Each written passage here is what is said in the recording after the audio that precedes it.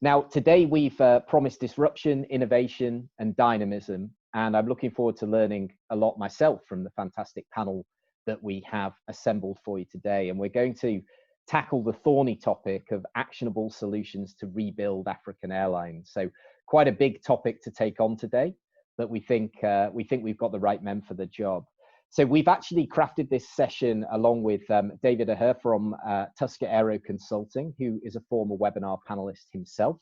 They specialize in supporting airlines in emerging markets with a particular focus on the African sector.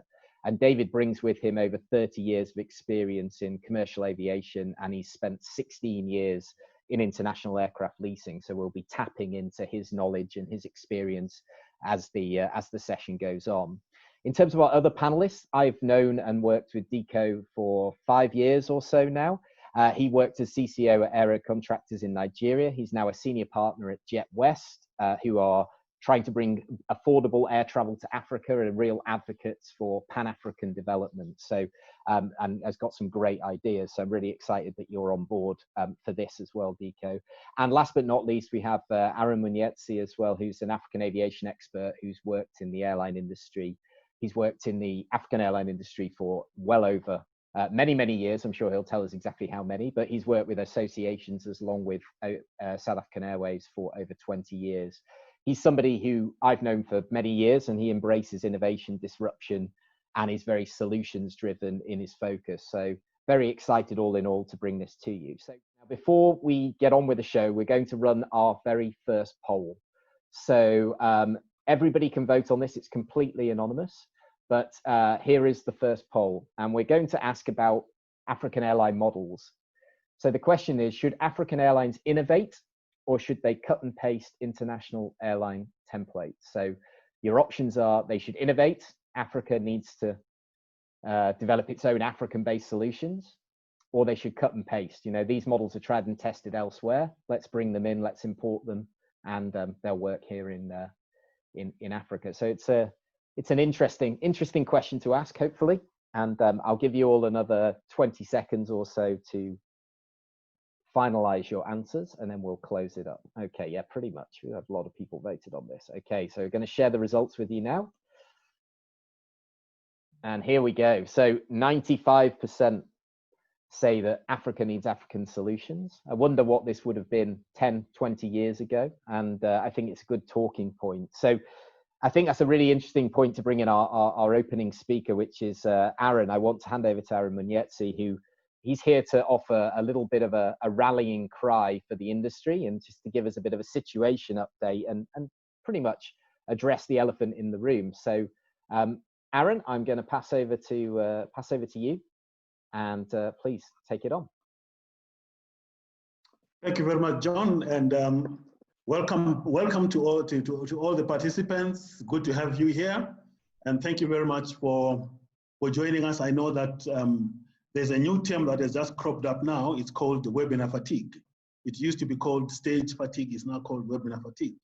I don't know how many of you have been on webinars already today, but I think what we want to do with this particular webinar is to raise the issue of solutions. We know about COVID. We know about the challenges that it has caused.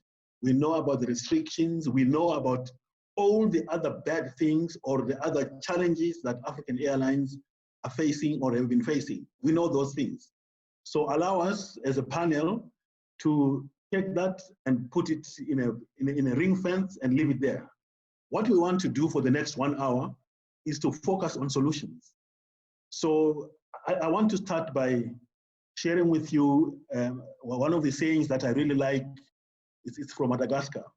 And the saying says, the canoe does not know who the leader on board is. When the canoe overturns, everybody on board gets wet. When everybody on board gets wet, what happens? And my good friend David said to me earlier on when we were chatting that there's also a similar saying that says, it's well and good when the tide is high. It's when the tide goes out that when everybody who is swimming naked becomes exposed.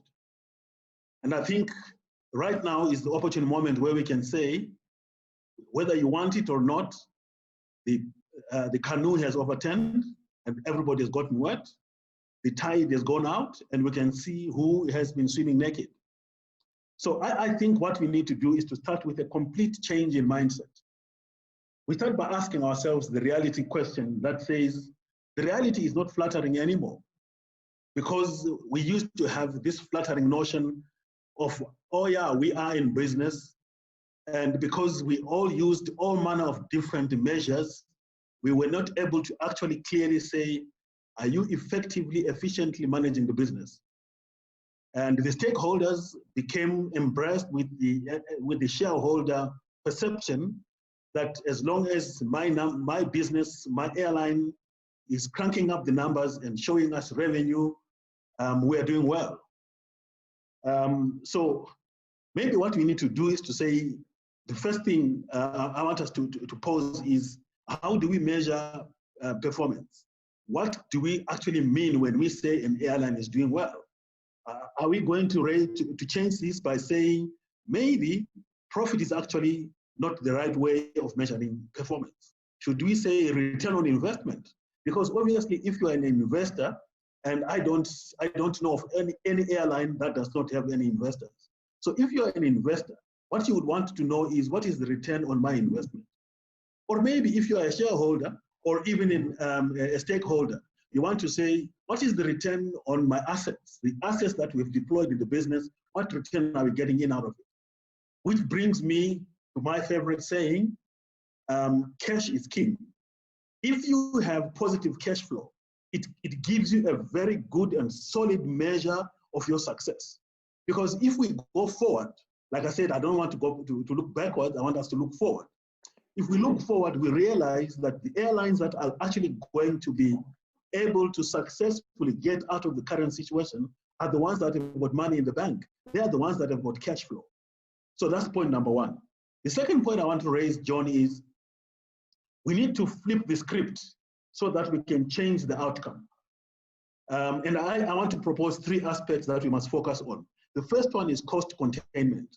And cost containment is not a nice thing to do, because at the end of the day, we all want to look good to our shareholders, to the board, and we say, yeah, we've been able to focus on costs. The future costs that we were supposed to incur, we have to tell them, no, we're not talking about those costs. We're talking about the costs that are specific to the business. What costs are you dealing with in your business right now? Right now, as you are grounded as an airline, what costs are you dealing with? And then take it forward and say, when you start reopening your business, what costs are you going to be faced with? Deal with those costs. Never mind the historical costs. Start afresh, zero-based cost containment and cost management. The second thing is, you want to understand the cost implications of your leases. So almost every airline has got a mix of the aircraft that they own and the aircraft that they lease. So what is the cost of ownership of the aircraft that you own? And what is the cost of the leases of the aircraft that you lease out? Understand that, because it's a very important measure of how successful or how effective your business is going to be.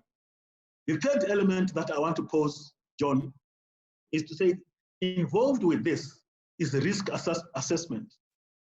Let's not beat about the bush. Almost everybody, including myself, almost everybody was caught unawares by this pandemic, completely. We started hearing about it in November, December 2019. And I can tell you, I continued traveling willy-nilly. I went everywhere in my previous environment, and I never ever thought that I was at risk of a pandemic, never. And I can assure you, the same applies to a lot of other business owners and practitioners, especially in the aviation industry. We carried on as if the world was just going to continue. The Chinese were going to deal with that, whatever they called it. I didn't even know what coronavirus was at that time. But I'm not talking about 2 years ago. I'm not even talking about 6 months ago. I'm talking about 3-4 months ago. So we need to be able to say, how can we start looking ahead and say, what risks are there in the horizon? Some of them are not even in the horizon, but we need to surface them up for ourselves and for others, so that we begin to say, what are the risk elements that we're dealing with? what are the probabilities of the risk actually materializing to become a major risk? And when it happens, how are we going to manage that risk? The last part, before I pause, the last part talks about the business plan. And I don't want us to go back to the situation where a business plan is created, crafted, and it goes on top of the shelf until it gathers enough dust for the cleaner to come and wipe and sweep it off. We are talking about a practical, implementable, executionable, and measurable business plan. What sort of effective planning methods do you have as an airline to be able to say, now that we are where we are right now in the doghouse, what plan do we have going forward? Let me pause there, John, and then I'll come in at a later stage and actually expound on some of these things. Thank you.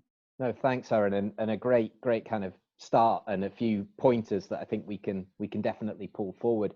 Now, you did talk about obviously the leasing versus ownership side of things, and that's where I want to bring Dave in, because one of the things we've been talking about is how to increase, of course, airline resilience to make airlines and an operation more attractive to investors. And you bring so much experience from your time from the leasing side. I just want to understand how this market kind of works for you, because of course you've been working with airlines in emerging markets for many years. So I want to pass over to you, please, Dave.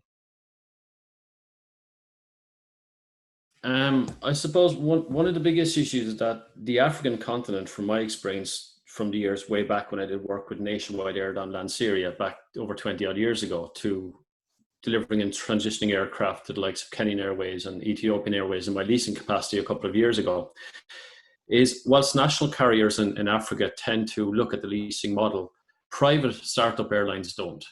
There seems to be a propensity in Africa for private airlines to buy their own assets. And I suppose a lot of that is down to the simple fact that from a leasing perspective and from an investor perspective, Africa has unfortunately been always classified as a high-risk area. It's down to various issues such as geopolitical sensitivities, corruptive issues, safety concerns, so on and so forth. And it hasn't allowed African airlines they spend so much money investing, their capital investment when they start up an airline versus buying aircraft. Topped with that, there seems to be a big preference as well to buy new aircraft. There seems to be this desire to have the newest, best aircraft. What COVID has actually done is that it's identified to the point that Aaron made about when the tide goes out, everyone's swimming naked. It looks a bit like a nudist colony. Everyone's exposed. And the issue is that a lot of the investors will look at the African continent and look even in Europe. You see a lot of national carriers now in Europe who are exposed. They overextended themselves simply because there was a lot of commentary about what growth plan would be for next 5% per year for next X amount of years. The manufacturers decided they would require X amount of aircraft to be delivered. The investors decided they wanted X amount of billions to be invested to meet this demand.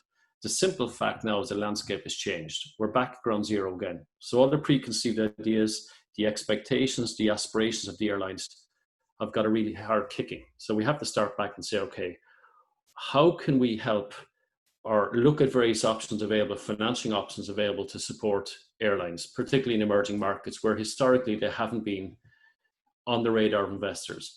And we're not talking international investors. There are huge investors within the African sector, plenty of money, but limited expertise or exposure to the aviation sector. There are a few, which everyone knows, like the Investec banks of the world. But there's an issue here where the airlines historically have not been in a position to come on the radar because of investor concerns that were deemed high risk. You have the investor market who have money, but don't see the merit in investing in aircraft because A, they're not sure how their product works. So this is a perfect opportunity. One thing COVID-19 has done, whilst it's been a horrible impact on people's lives, but on the business industry as a whole, it has allowed us the opportunity to start fresh. Back to what Aaron said, it's about zero-based thinking. It's a concept Tuscar's been using for some time. You have to look at what you need to do today to be resilient to succeed the next 6 months, 12 months, a year out, 2 years out, and so on and so forth.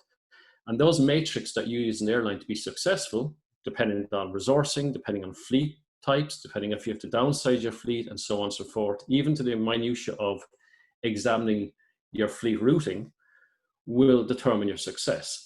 they'll be the same metrics that lessors and investors will use to determine if you are an investable commodity. In other words, will you have a resilient business plan?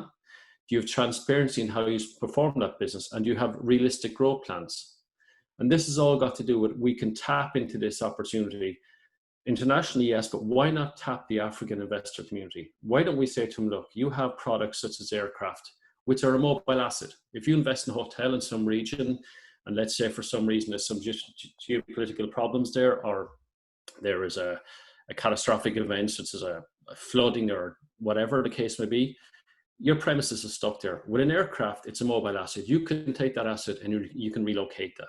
So the idea we're looking at today is other examples, airlines in Africa who do own their own problem or their own product, they have equity in those products. Why don't they explore sale and leaseback opportunities? Why don't they look at finding ways of using those aircraft to leverage the value in those aircraft? I heard one example of an aircraft in Africa, it's probably known to you, who recently went to the market looking for a 737, and they went to Russia to lease an aircraft off a Russian airline. Now, one would think there's plenty of 737s sitting on the ramp, parked up with various airlines in Africa, that they should have went locally to their own people to say, look, we need an aircraft. We need it for 6 months or 8 months or 12 months, whatever the case may be. These are the local solutions that need to be done. We hear a lot of talk about things being done, but very few actions being taken. And the poll earlier on mentioned whether we'll plug and play an international concept or whether we'll create with innovations internally with Africa.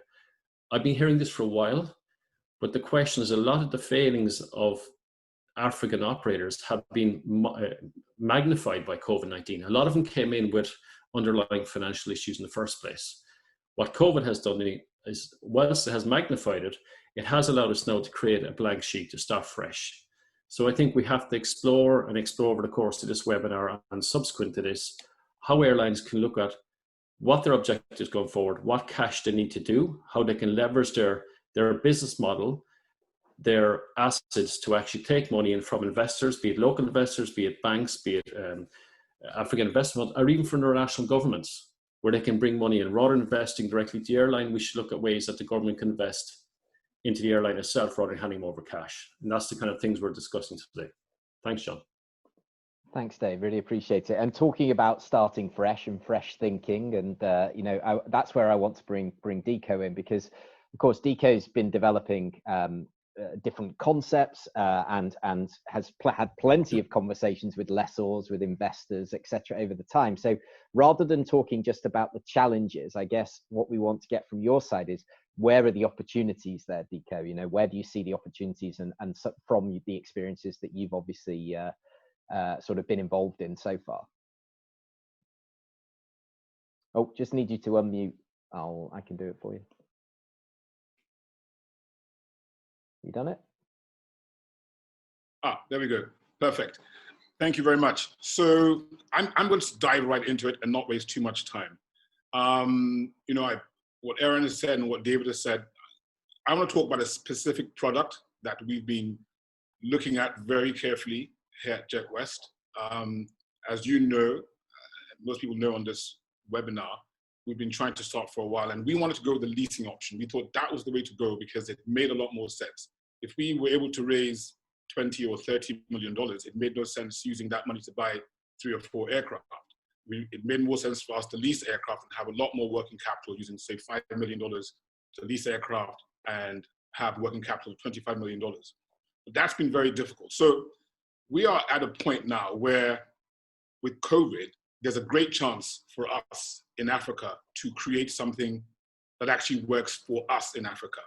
And what we're proposing actually is creating an African leasing fund, or an aircraft leasing fund for Africa, and the first clients can be the actual airlines that are flying right now. Now, if you take Nigeria as an example, right? Word on the street is the government is going to give $75 million in total as a bailout for the whole industry. Now, there are also calls that half of that money goes to the agencies, so the NTA, NAMA, FAN, et cetera, and the other half goes to the airlines. Now, if you do that math, that would mean each airline gets somewhere around $6 million. That might be enough, it might not be enough. And here's to David's point earlier, and here's what we're talking about. Now, the aircraft leasing fund, we're talking to a bunch of investors.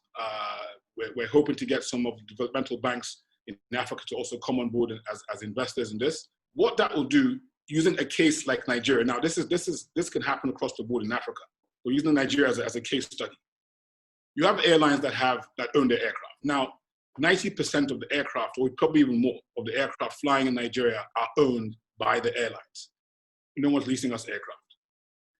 To David's point, we can release the equity in those aircraft and lease the aircraft straight back to the airlines.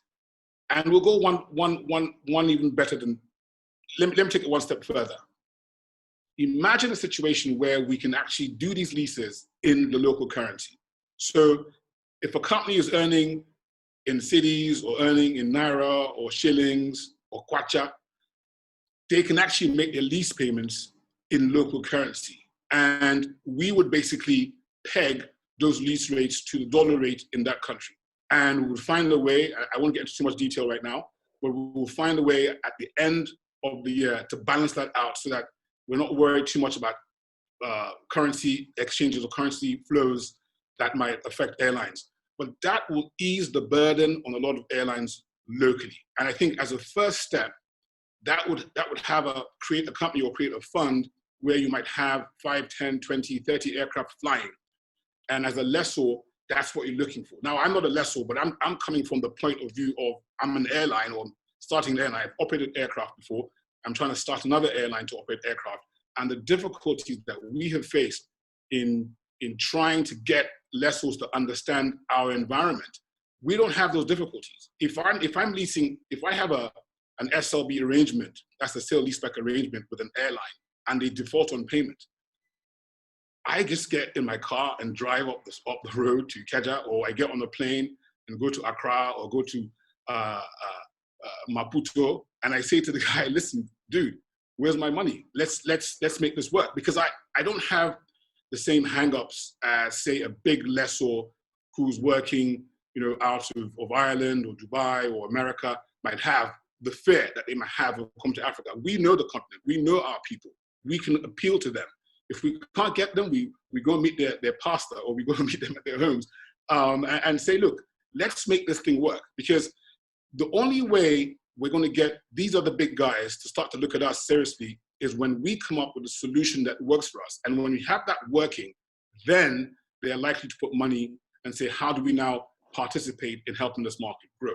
So that's where I'm coming from today, is how do we find solutions, and I've just put up one right now, that actually work for us in Africa.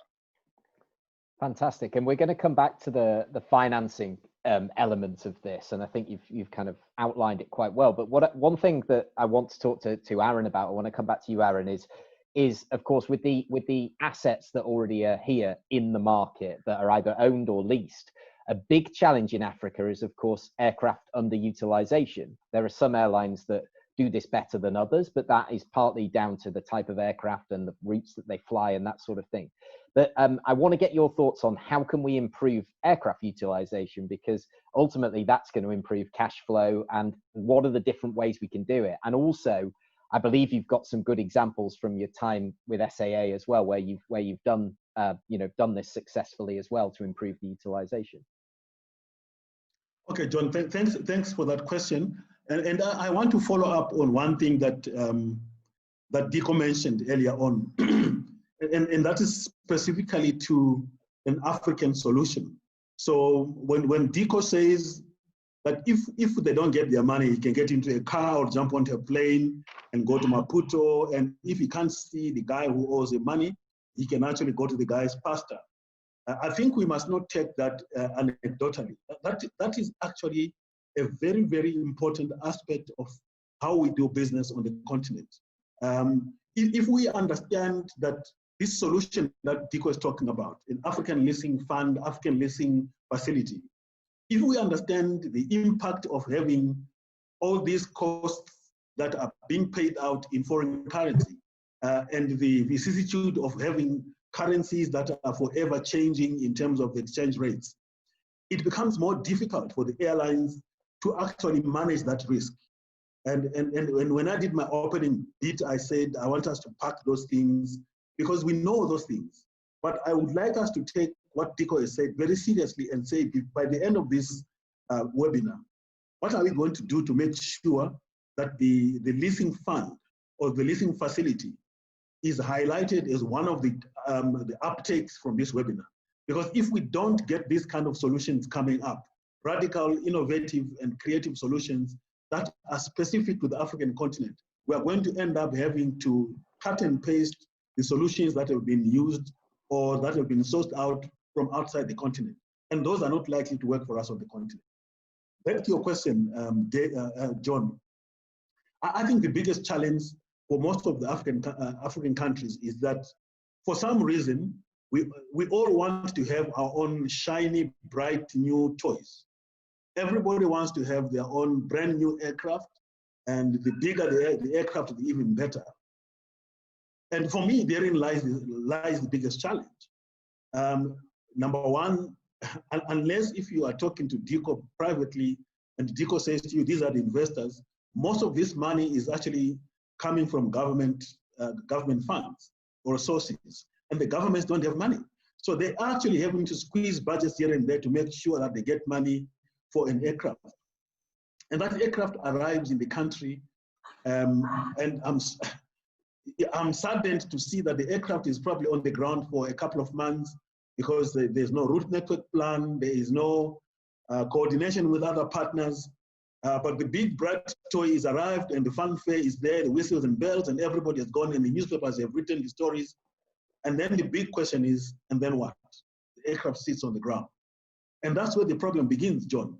Then you begin to think, okay, now that we've got this aircraft, maybe we should fly to, by the way, where is our colonial master in London? So let's fly to London. So you fly to London for 10 hours, and the aircraft is parked on the ground in London for 10 hours before it comes back to base. It's typical, John, of a situation where if you own a shop or you lease or you rent a shop in a shopping mall, and every day you only open the shop for 4 hours, and you close the shop for the rest of the day. No matter how much money you make in those 4 hours, you are still not going to make it because you are not making maximum utilization of the asset. To me, that's the simplicity of aircraft utilization. The more the aircraft spends time on the ground doing nothing, the more you're actually spending more money than you're supposed to be. So these aircraft are meant to be flying. So a typical example is, I don't know if I've got the liberty to talk about my previous employer, where we spoke to one other airline that used to fly to our base. And we were saying, look, your aircraft is going to be on the ground in our base environment for X number of hours, 10 hours. And our own aircraft are on the ground in Europe for 10, 11 hours. Why don't we find a solution where you use our aircraft and use our crew that are actually on the ground being paid allowances for doing nothing?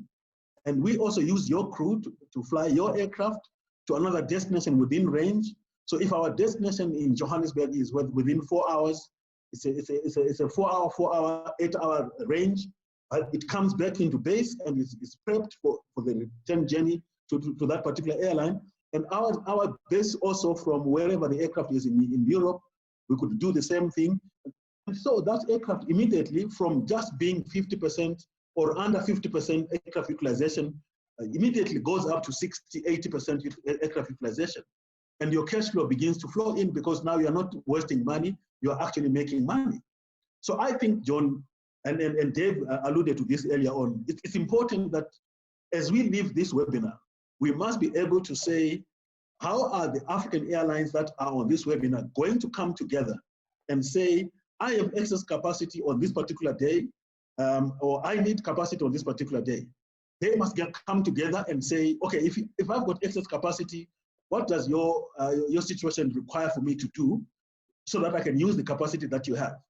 So if a 320 is flying 4 hours and then it spends 6 hours on the ground, that already is a red flag to the operating airline to say, okay, look for a like-minded airline within that range or within that region where the aircraft is on the ground and say, can you use my aircraft? We can even code share. or even have a third country code share agreement where 3 airlines are code sharing on the same aircraft. And suddenly the economics of operating that equipment become even favorable to all three airlines. Which brings me, John, to my rallying call is to say governments must play their role, but they must not be involved in managing the business. The only thing the governments need to do is to create an enabling environment and step aside. The enabling environment means that they must be able to allow African registered airlines to operate into, out of, and through their territories with no restrictions. The issue of we are protecting our own national carrier. I always ask the question, you are protecting a carrier that is already on the deathbed. God forbid, if it catches COVID, it's gone. So why don't you try and assist that airline by saying, look, we are going to create an additional revenue stream by allowing other airlines to come and operate into the country, through the country, and you can then cooperate and work with that particular airline. So for me, it's important that the governments create an enabling environment without any restrictions for their local carrier and for other African carriers to be able to do things innovatively and creatively, speedily. They must not have any regulations that limit the amount of work that can be done through this aircraft utilization.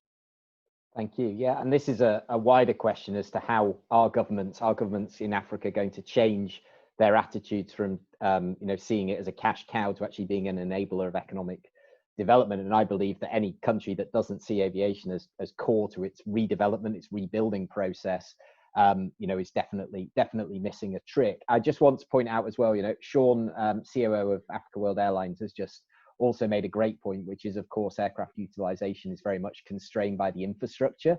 So, of course, if you can only operate certain hours of the day, and you may only have a 12-14-hour window per day for operations. And a lot of the things you talked about as well, Aaron, were obviously more we were talking about sort of international as well, but these things should be explored. I think that's all we're saying. We're looking here for things that need to just be looked at. So what I want to do is I want to get our attendees. We're going to run a second poll for you quickly here before we carry on. So we thought this would be a bit of fun. What's your preference? Because we need to talk about aircraft types as well. Would you pay $50 and spend an hour on a prop flight, or would you pay 3 times as much to go on a jet flight, which obviously take you 15 minutes less?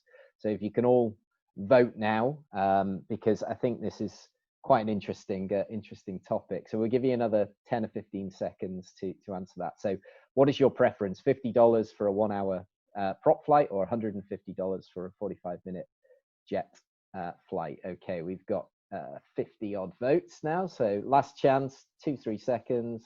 Yeah, 60 votes is great. So here we go. So there we go. There's your answer. So 72% would rather go with the cost-effective option and go on the prop, and 28% coming onto the jet. So yeah, we wanted to ask that question, and what I want to do is I want to come back to you, Dave, quickly, just to talk about the type of aircraft that are coming obviously into the market in Africa. And Aaron and Dikko have talked about this, about the shiny new aircraft. Much of the aircraft that have been delivered over the last 5 or 6 years have been new aircraft orders, new aircraft deliveries, but mostly national carriers. But we've also seen airlines like Air Peace ordering E2s. There's A220s with Green Africa. There's all sorts of different airlines that you hear about, but they're all getting new aircraft. So should this be where they're focusing, or should there be now, as a result of COVID, there'll be obviously a very strong sort of used market for this? So what's your thoughts on that?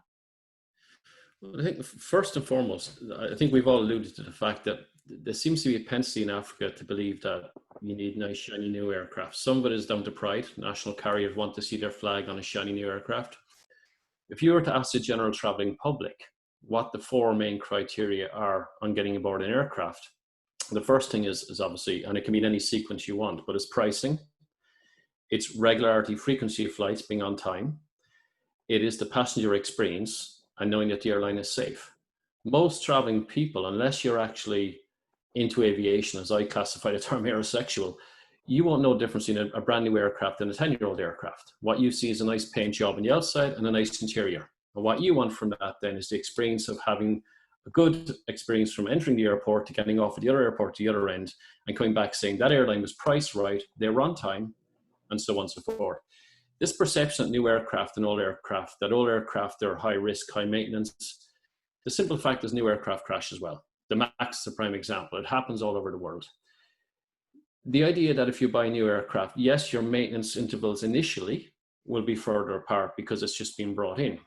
But it's a relative cost, because if you can lease a second-hand aircraft, a 5 or 10-year-old aircraft, whilst the aircraft, when it gets older, the maintenance costs will get higher, there's a correlation between the maintenance costs and the actual cost of renting the aircraft per month. So if you can rent a brand new aircraft, let's say a 737NG, okay, rates are depressed at the moment because of the current climate, but an NG you're probably going to rent that at around about 280, maybe 250, 280,000 a month.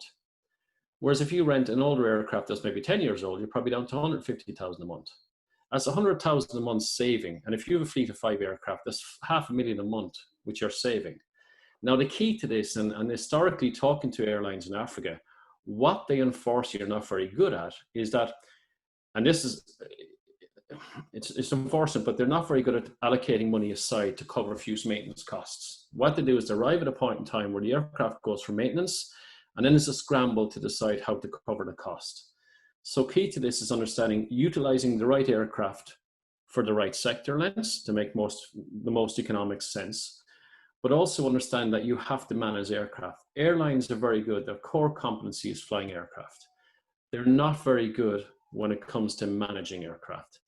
And as lessors, what we see is that we're more in tune with what because we're looking at our asset. If our asset is leased for 5 or 10 or 15 years to an airline, our concern is the money comes in every month, the money's put aside for maintenance costs every month.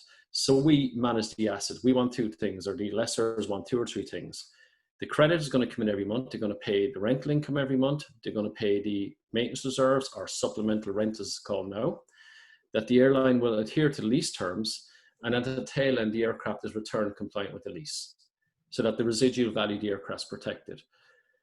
So there's great opportunities to buy or to lease second-hand aircraft. You don't have to have a brand new aircraft. What you have to have is build a confidence sector within the traveling community that your aircraft is good. Whether, like the preposition a while ago, a turboprop jet aircraft. There's a prime example. I think COVID-19 has identified people don't have as much disposable income as they had before. So the first sector to probably get back flying will be the business sector. All they want to know is that it'll be reliable, on-time frequency.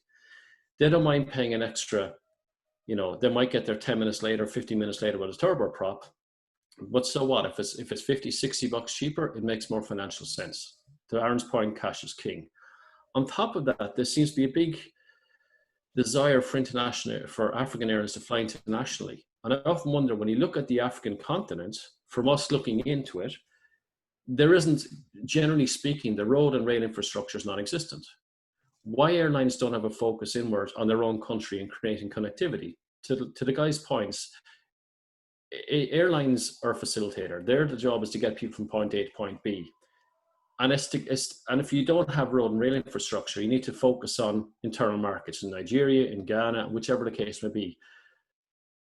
This idea of having to compete on international sector lens with larger airlines in Europe who have bigger funds and are more established at it and have bigger backing. I think from the ground up now, we need to start on how do we look after each own respective person's country? How do we start developing locally, create networks locally, and support it? The governments, and I'm not too off a bar what I hear internationally, but the governments, and the guys can speak more to this than I have, the governments in Africa have a certain preference to, obviously, if you bring a new airline to the market, that's a non-government, and it's competing in the same sector as the market, as the government airline, they'll try to push you out, they'll try to squeeze you out of it. It should be a complementary system. And the issue is that the aviation sector doesn't contribute much to GDP. When you look, for example, at sub-Saharan Africa has a population of 1.1 billion people. And I think the contribution that the aviation sector made last year was 72 billion. Europe has a population of just under 500 million people. So half the population, and it contributed 823 billion. So it's half the population in Europe, 10 times the contribution. So Africa has got, as a continent, has got great potential. You just need to refocus on what's important to the airlines in Africa, what their objective is, to build a business plan saying, okay, what is achievable for us to come out of COVID-19 with a resilient business plan, our aspirations to grow to a certain size, put that in the back boiler for the short term. Let's look at what we can achieve today. How can we get back flying? How can we manage our costs? How can we allocate the right aircraft for the right sector lengths? And even things as mad as aircraft trading. For example, like I said, why should one airline in Africa have to look internationally to Russia to lease an aircraft? Why don't airlines who have aircraft on the ground currently, which they own, sublease those aircraft to other airlines who might be starting up fresh? And that's a revenue stream for them coming in. Rather than parking it up for the next 1 or 2 years, sublease it out for years too. It's a revenue stream for the airline. These are the type of initiatives we need to be looking at when in the African continent.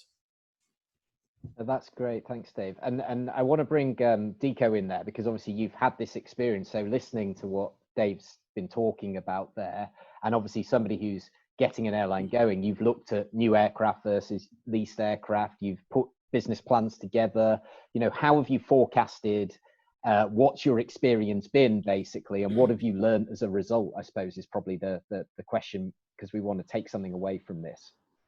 No, absolutely. For me, you know, I've actually operated aircraft before in the Nigerian space and West African space.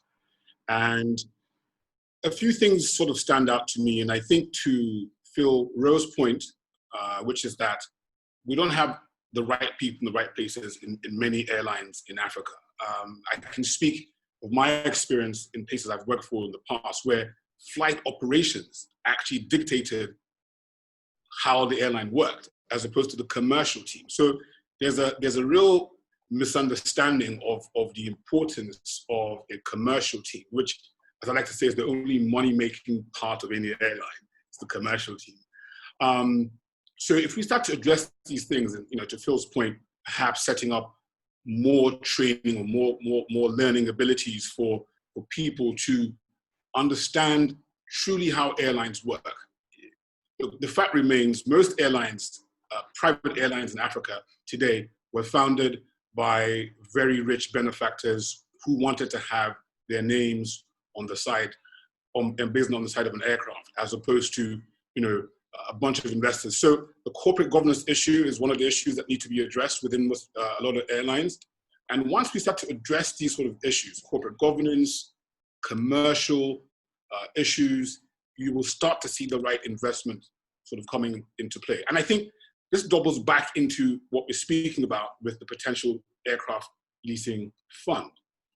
One of the things that must be offered with that is teaching the airlines, or hopefully working with the airlines, to help to handhold them through the process of getting those things right. Corporate governance, picking the right route, picking the right type of aircraft.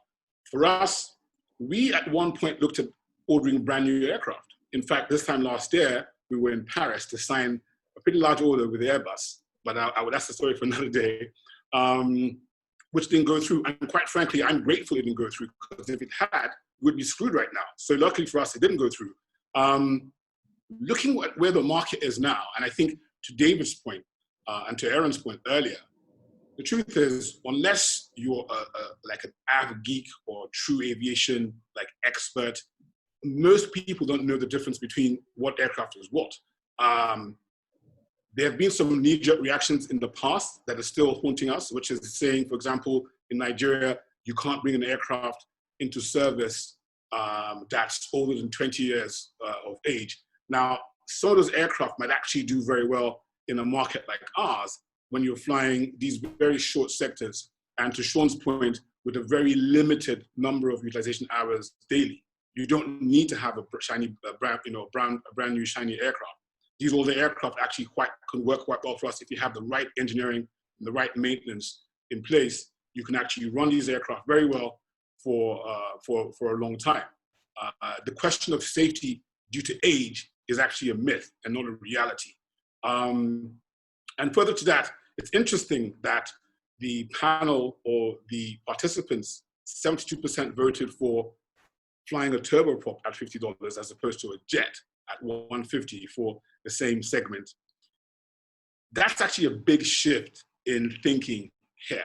For a long time in Africa, people were afraid to get on turboprops because they were loud, you know, they saw the thing spinning, and, you know, after takeoff and there's a reduced throttle, the sound is a lot more noticeable on the prop than it is on the jet.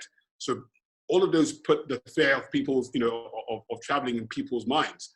But turboprops historically have worked very well on routes where they were the only operator and there was no other choice. But again, to David's point, connectivity. There are plenty of routes, short routes. We found over 120 routes within Nigeria and its environs, meaning you take Nigeria, Niger, Chad, Cameroon, Equatorial Guinea, Benin Republic on the west. Just those, there are 122 routes that can be serviced by a turboprop, an ATR or something along those lines. One of a specific route is Abuja and Kaduna, two very key cities in the northern part of Nigeria. There's a train service today that goes on that route. That train carries over 5,000 people every day, or it did before COVID struck. Now, that's also a route that would do really well with a turboprop on a very short hop. It's about a 20-minute flight versus a 3-hour train journey. Those kinds of routes can open, connecting cities like Port Harcourt to Benin, where there's massive road traffic between those two cities.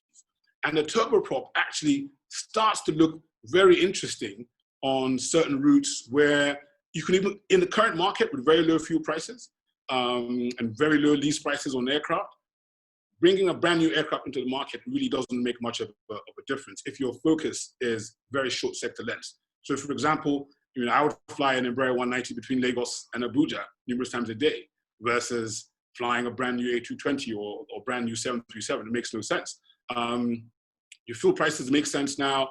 If you've got the right engineering behind you, you can make those aircraft work, and there are going to be plenty of those on the market coming available. So it's really about us re-engineering the process. And I want to add one thing here that we never ever talk about, and which is it's the people that work in airlines.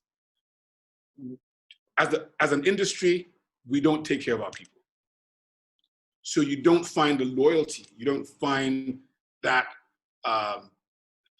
outside the box thinking coming from them, because most of them are just in there to get a paycheck at the end of the month. The passion to find solutions, to re-engineer the process is not there, because most of them, they don't feel like they truly have any buy-in to what the airline is doing. So this is another area where I think that we've not done very well on the continent, and that this is a chance to re-engineer and put those things on the right path. Spot on. Thank you, Dikko. Yeah, really positive. Now I'm going to come back to you, Aaron. I'm aware we've only got sort of 5-7 minutes left. So if anybody does need to leave at 1 o'clock UK time, you can. We'll send you the recording tomorrow. But if you do want to stay on, we will stay on for a few more minutes after that. But before I come to Aaron, I'm just going to run one more poll for everybody, because this was one that Aaron came up with, and we just want to, I think, the narrative around this, depending on your responses. So as African airlines come to terms with the new reality, what should be the main priority? Cash flow or aircraft utilization? And of course, Aaron's talked about both, but let's see what the audience say, and then we'll come to you for a bit of commentary on that, Aaron, if that's okay. So we'll give you all another 15 seconds to get your votes in. That's great. We've got 50 votes already, so we'll give it another 5 seconds or so, and then I'll share the results with you. Here we go. All right, here we go. Okay, right. So you can see 72% think cash flow. So cash is king. Aaron, what do you think about the results? Is that broadly in line with what you were expecting? Very interesting results, John. I was actually expecting a reversal. I was expecting that especially our airline partners that are participating on the webinar might actually lean in on aircraft utilization, but none the same. Nonetheless, I'm actually very excited with this response, because what it shows, John, is that there is now a new thinking that says small is good. Whereas previously it was always, we want to be big, we want to be the biggest in the region, or even the biggest in our own country. What it did with that kind of mentality of the past was that it took the eye off the ball, and you ended up with maybe aircraft that were not optimally utilized. And what it then did was, because you're not optimizing your assets, your cash flow is negated. You don't even have a focus on cash flow. A question that I might have wanted to ask at a different level was to say, so of the airline participants that are on the webinar, how many of them actually have a chief cash conservation officer? They might have a chief operating officer, they might have a chief commercial officer, or a chief information officer, but how many of them actually have a chief conservation officer, a cash conservation officer? Because if you understand the nitty-gritties, one particular saying I like from Ethiopia says, those who make money know how to look after money. If you know how to make money, you actually look after money. So if you don't know how to make money, you are the ones that are not going to look after money, and you're going to spend your money frivolously. But if you know how to make money, you are going to focus on your cash flow. And they're likely to end up with a chief cash conservation officer. Based on that, then, John, for me, the take is small is best. Start in your own backyard, in your own company, in your own airline, and start saying, what can I do to make sure that I enhance the positive cash flow that is required for the business? Understand the numbers and say, how much is actually required for me to pay maybe the 4 or 5 main components of my cost structure? What constitutes 60 to 70% of my cost structure? Focus on that. And then start saying, how do I guarantee that I've got enough positive cash flow to cover those costs? Not only for this month, but maybe for the next 3 to 4 months. If you start thinking like that, you're thinking differently, and you begin to behave differently. Coming back to the aircraft utilization, which is also not a bad thing in terms of the poll, but all the same, I think it's important for us to understand that cooperation does not mean that you are giving in to your competitor. Cooperation actually means you are complementing each other. So when your aircraft utilization for your particular aircraft, your airline is low, look at around yourselves and say, within an hour and a half, 2 hours of my radius, who else can use this equipment when I don't have work for it? And again, John, I want to go back to the government participants that are here to say their role is to make sure that when these airlines come with a request to say, I want a concession for the next 6 months for airline XYZ to be able to use my equipment so that we can improve our cash flow through improved aircraft utilization. They are quick to be able to do that, because I don't understand what it is that makes government processes so slow, especially in this situation where we are all dying. We are all on a canoe that is overturned. It doesn't matter who is big and who is small. We are all wet. We are all going to die unless and until we change our mindset. I think that's absolutely spot on. Couldn't agree with you more. And I'm going to come to Dikko. He's got his hand up, so I'm going to come back to you. And thank you for the questions. We'll get through those in a minute. But I just wanted to say, Dikko, before you intervene, we've got a really encouraging comment from João, the CEO of LAM Mozambique. He's just saying, cooperation in all fields where unit costs are brought down will become key between African airlines. Just to reinforce your point, Aaron. Some challenges will be there for all of us to deal with, and the only way we're all going to survive, or some of us will survive, is obviously if we work together. So I think that's really encouraging. So yes, Dikko, please. Okay, so I actually want to take 2 questions that I've seen that I think are quite interesting questions. From Landiwe, she asked why we haven't discussed the possibility of manufacturing equipment in Africa. I think it's a great question. And for me, it's something that I think we must look at doing at some point, but it's a step-by-step approach.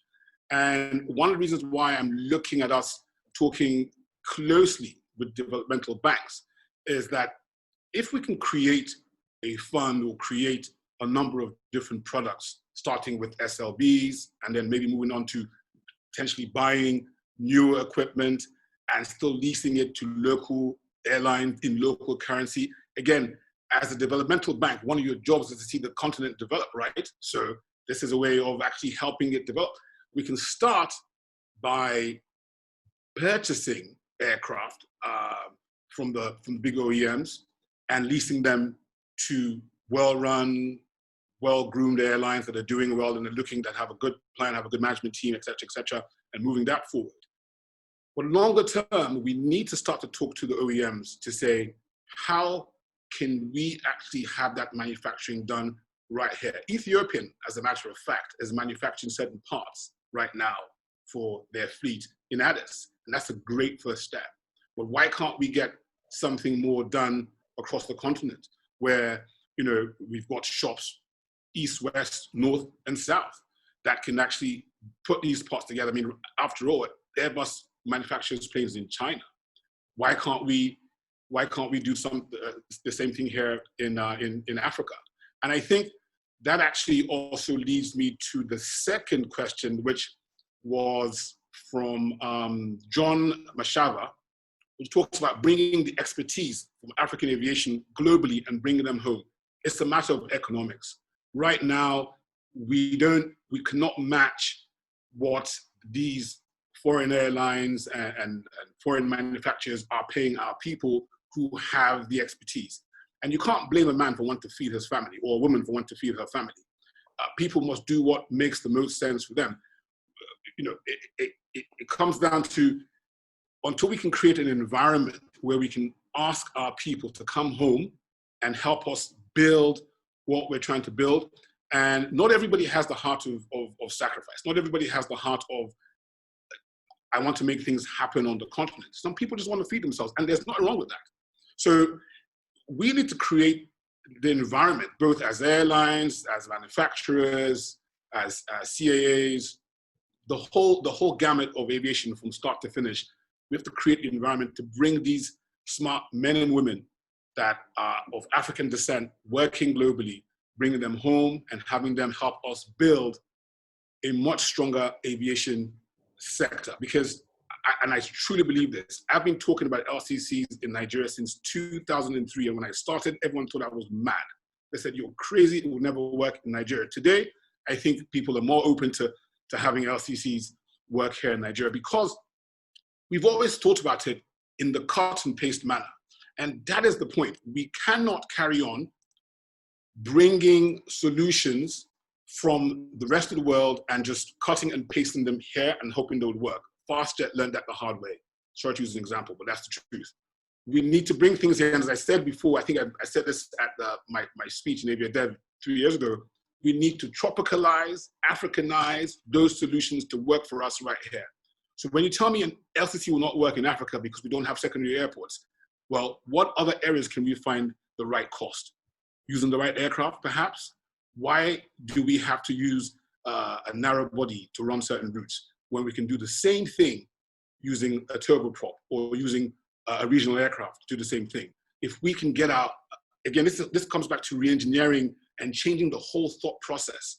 Nobody has talked about changing the way things have been done. If you look at all the airlines as we open up post-COVID, they're doing exactly the same thing. They put screens now and they put the distance, but that's not going to change things fundamentally. No one is talking about technology. How can we use technology to change the process? How can we get people to board faster? There's a million things that we can look at from the operating side that can make life easier for all of us on the continent and not go back to our old habits pre-COVID.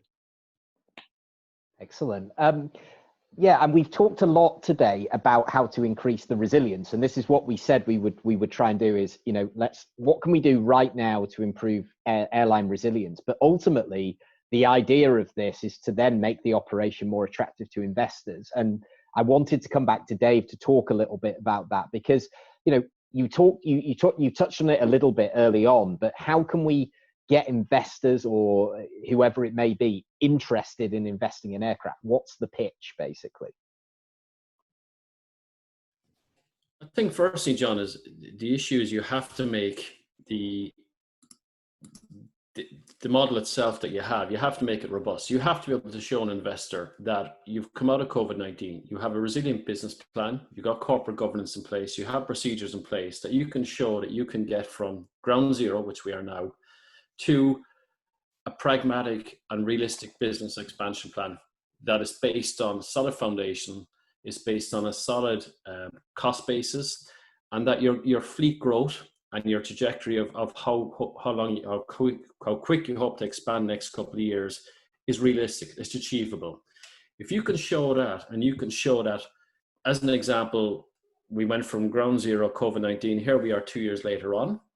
And what we've done is we've shown to you that we've grown pragmatically, we've taken a very mature approach on where we hope to be in 2 years' time, what aircraft fleet we like to fly, what route sectors make sense to us, what aircraft type we like. Then the investor will invest in the product, be it an international investor, but predominantly there's no reason why African investors, to Dikko's point and to Aaron's point, who better to invest in people that know their own sector. The issue with investors in Africa is they have very little exposure to the aviation sector. And if you look historically back over it, you can understand why, because it hasn't had a good success rate. And the basic, investors are very risk averse. So the basic things that you want to address with the investors, in other words, the transparency, the corporate governance, the safety protocols, will be what you need to embody as an airline going forward anyway. So it works in parallel. If you can show to an investor, look, we have airline A here, they've done X, Y, and Z, they're doing it this way, they've taken and cut and pasted a model which is used the world over in respect to leasing. We've just modified it to fit the African mindset, working with African partners who understand the business practices better than internationally. And if we can work with them, we can create an environment that is both resilient to the airline, but also attractive to investors. It's an educational process. It's about knowledge transfer. If you're working in or operating in an environment like Africa, which historically for private airlines, as an example, who haven't historically leased aircraft, they're not familiar with the process. They're not familiar with what's involved in respect to the investor involvement. And normally in Europe, what you have is investors will lease the aircraft to you. You're a tier one or tier two operator, which those definitions are probably out the window now anyway, because even the top tier operators in Europe and in the rest of the world are no longer, I think BA have got a minus B rating at this stage. So a lot of airlines, their credit ratings are out the window because of overextensions and so on and so forth. But the beautiful thing about certain airlines who have that regs, they can get revolving credits. Once you got access to the markets, once you get access to financing, and with a good track record, you can then gain more access going forward and bring more liquidity into your system. The question is, how do you get from point zero? You have to show a roadmap that encompasses all the normal criteria which you as an airline should follow anyway, but taking external advice saying, look, what would it, if I was an investor investing in the airline, what would my big concerns be? If I was an airline wanting an investor to come in and look at my books and see how I do my business, what would I expect of him? And it's bringing together those two, understanding each other's expectations and understanding how each party can benefit of each other. I mean, to an investor, aircraft returns are high single, double-digit returns. There's very other investment products out there at the moment that will make those returns for investors. At the same time, like I said, it's a mobile asset. It's a matter of getting investors in Africa who have plenty of money, be it financial banks, be it government entities, who should invest back in.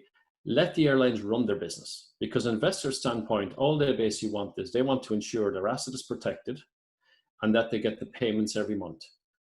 They will let the airlines run it, but if the airlines have a bad track record, they're not going to be investable. So it's a matter of building that trust between both parties, working together, collaborating together on dividing a plan that will address each other party's concerns. And that's how we have to move forward. Yeah, fantastic. Thank you. Now, what we're going to do is we're just going to come to each of you for closing remarks. But before we do that, we have one final poll for everybody. And it's really encouraging to see that almost nobody dropped off at 1 o'clock, which is great. So everybody's still fully engaged, which is super. So thank you for that. So this is our final question for you, just as a bit of a thought provoker.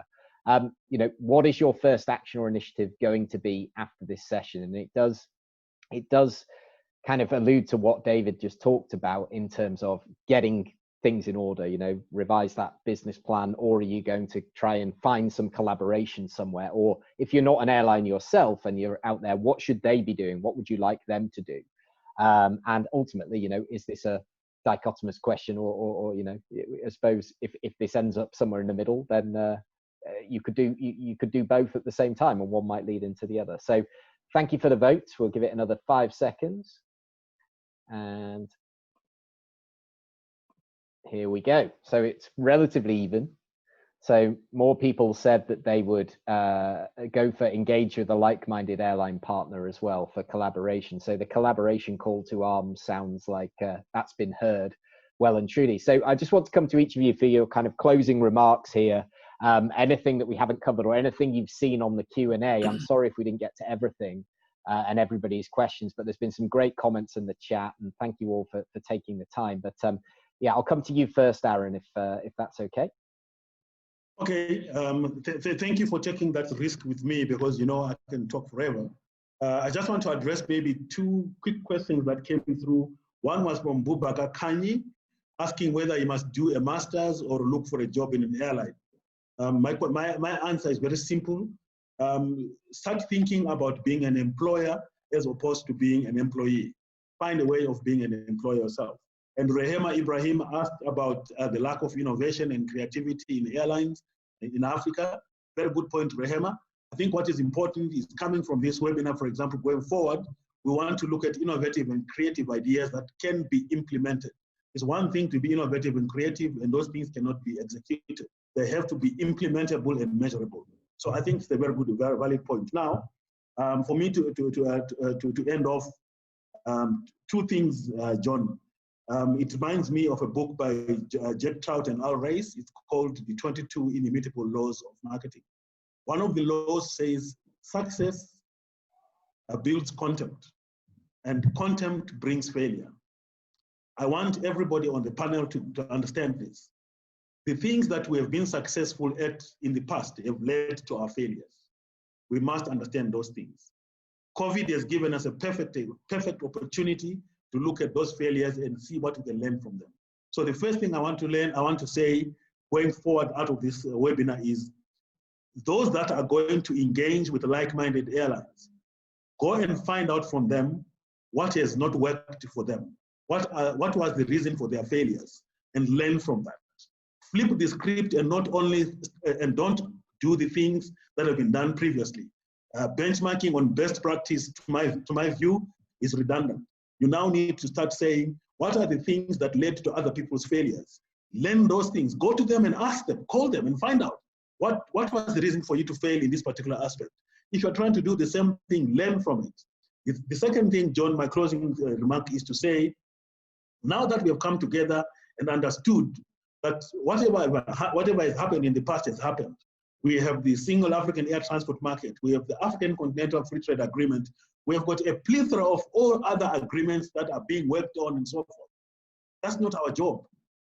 Yes, we are interested, but that's not our job as airline pundits. Our job as airline pundits is to make sure that these airlines are managed as businesses professionally. That's what we must do going forward. Let the government officials do what they are supposed to be doing. If we have to go and engage them, we engage them. But they must find us doing what we set out to do professionally, and make sure that the businesses that we're managing are being managed professionally, successfully, and we have positive cash flow, not only profits. Thank you. Fantastic. Yeah, control the controllables and don't worry about the other things. They'll be kind of thrust upon us at some point. So Dikko, over to you for your closing remarks, please. Okay, look, very simply, I think we have a great opportunity right now to launch something that could actually start to address our biggest expenditure, which is aircraft acquisition on the continent.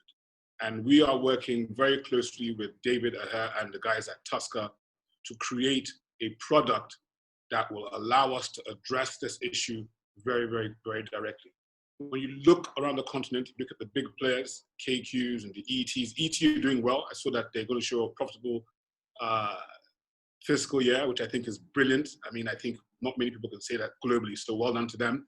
If you look at KQ, for example, who are looking for about $70 million to stay afloat post-COVID. They've got a bunch of 190s. I'm sure if we did an SLB on those 190s, 6 to 10 of them, they've got the money they need to get themselves back on the road. I saw Sean Mendes make a comment about doing everything right. I know he was kidding, but great. I would be a fantastic candidate if they needed more cash. I don't know if they own their aircraft or how the structure is, but so these are the low-hanging fruit that are currently in the market. In Nigeria, you have Aero, you have Arik, you have Air Peace. All of these guys need cash. And I'm really challenging the African developmental banks, ADB, AFDB, and AfriExim, that we've all spoken over the years about creating a leasing company. This is the chance, this is the time to get on board with something like this, with a team of people who are both airline people who know the airline industry and the leasing people who know the leasing industry, coming together to create a product that actually works for us right here on the continent. Not what we've copied and pasted from Europe or from America, but works for us right here on the continent. This is our chance to build something that is the foundation for the next 10, 20, 30 years in Africa, where when we want to, and we're not the only ones, I'm sure there are many people coming with something similar, where we can look within ourselves and find the answers. And only when we do that and find the answers locally, that's when the global market will take us seriously and say, how do we play with you guys and make this work? So, and my last thing I'm going to say before I go, which is to the airline people, take care of your people. They are your greatest asset. If you get that right, I promise you 80% of your problems are solved. So that's my thing. It's been great being on the panel. Thank you very much, John. Thanks, Dikko. And yeah, really do like that, find the solutions from the inside out. So Dave, over to you to close it up, and then I've got a couple of things to say and we'll be out of here. Okay, I suppose first and foremost, I think we have to put egos aside. I think we have to look at the business plans we had before COVID-19, tear them up. I think learn, as Aaron said, learn from the mistakes of the past, but we have to rewrite the books today. I think one thing that we have to remember, though, is that airlines historically around the world, and investors who supply aircraft to those airlines, got to the point in time where there was so many people traveling that it was quite easy that you put enough aircraft out there, people flying them. I think we have to remember the passengers going forward. Your whole business model is going to be based on bums on seats. I think there has to be a lot of attention now brought back to how you address the customers and how you make the experience more important for them. Yes, you're going to have the usual sanitation type issues, but I've seen a lot of airlines in Europe are now discussing increasing rates. Flight seat costs are going to go up to cover the costs of money they lost previously. So I think going forward, you have to look at your business model. Okay, costs are critical, but also you have to remember the flying public. They're the ones that bring the money in the door. You may or may not get government aid. You may not get financial aid from one way or the other. But I think we have to start looking at your customers have never been more important than they are today. But also allows you opportunity to renegotiate terms you may have with MROs and suppliers. Aircraft which are parked up, if you're not being used and you're not going to sublease them. From a maintenance perspective, if you have aircraft, look at your aircraft fleet, decide which aircraft will be flying and what sector lengths. And there's no reason why you can't use your own aircraft to cannibalize them for spare parts. Take an engine off one, put it on the other, and so on and so forth. Put money aside, maintenance costs will occur. But I think the issue is, how do you look at taking flip the whole process over, stand back and say, okay, what do we need to get from here tomorrow? I think there's massive opportunity in Africa. I think it's one of the biggest markets in the world that's yet untapped and great potential. People want to have as much money as they had before for foreseeable future, but people will fly. I just think that people have to get together, change their business approach differently to address everything, but have open conversations, have dialogue, engage. I've worked with many airlines around the world in emerging markets. And once you break down through it, all people want the same thing. They want to have an aircraft to bring them from point A to point B, and the airline wants to make money. Corporate governance is important. Know your customers, stay safe, and that's it basically. It's as simple as that, everybody. So let's move on and move forwards with some of the recommendations. So thank you so much to my panelists. Thank you for everybody for hanging on for that extra 20 minutes as well. I'm sure it was worth it. I learned so much myself. Now, all of you out there, you will get an email tomorrow morning. The recording will go up onto YouTube if you missed anything at the beginning or any time throughout. We'll also put it out as a podcast. So you can find the podcast by searching AviaDev Insight Africa. Obviously, it's free wherever you want to listen. And we'll also put some links to all of our panelists as well. So you can connect with them on social media and drop them a note and start collaborating, start those conversations, start that engagement tomorrow. It is the perfect time to do things differently. It was Einstein that said, stupidity is defined as doing the same thing over and over again and expecting a different result. And we need to stop doing the same things and making the same mistakes, because in this new world, it's going to be unforgiving as much as anything else. So we're really excited to be supporting the industry as well through AviaDev. Just before we go, the final thing I wanted to just share with you all is just to invite everybody out there to join us on the 21st of July for Africa Tomorrow. This is the first virtual conference for African aviation, hospitality and tourism. It's 100% free for all Africans and Africa-based businesses to attend. We've got 9 aviation panels. We've got 40 aviation speakers lined up for this. You can do one-to-one networking. There's exhibitions. It's going to be a really great day and something positive as we look forward to Africa's tomorrow. So please go on the website, africa-tomorrow.com. You can register on there. Thank you once again to all of my wonderful panelists. Thank you for everybody for listening. We'll be back on board soon with another webinar. And yeah, they can all wave and say goodbye now, and we'll see you all very soon. Thanks, guys. Bye-bye.